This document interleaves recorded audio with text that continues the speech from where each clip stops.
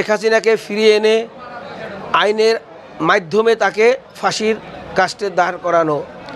আমাদের সমস্ত ছাত্র ভাই, কৃষক জনতা, শহীদের রক্তের বিনিময়ে যে আমরা আজকে বিজয় অর্জন করেছি, বাংলাদেশ আরেকবার স্বাধীন হয়েছে।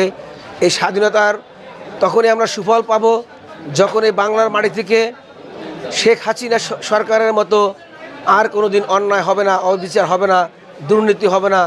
বিএনপি জাতীয়তাবাদী দল, যেই দল আমাদের শহীদ রাষ্ট্রপতি জিয়াউর রহমানের হাত দিয়ে সৃষ্টি হয়েছে, অত্যন্ত গর্বিত একটি মানুষের দল এটা।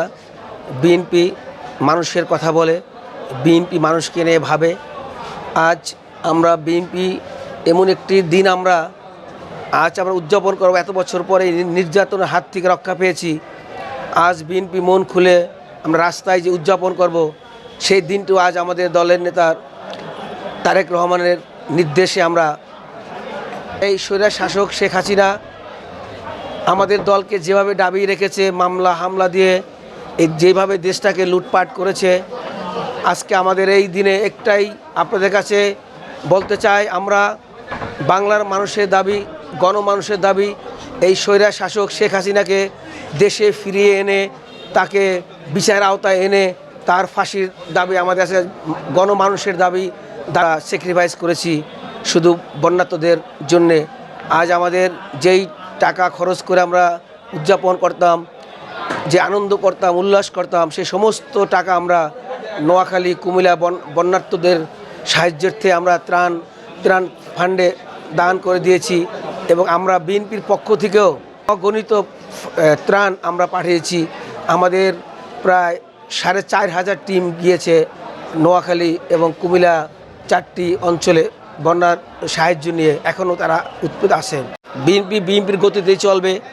বিএনপি একটা গণমানুষের দল, আমাদের স্ট্রং সংগঠন আছে। আমাদের দলের নির্দেশনা অনুযায়ী বিএনপি চলবে। বিএনপি আমরা গুছাচ্ছি।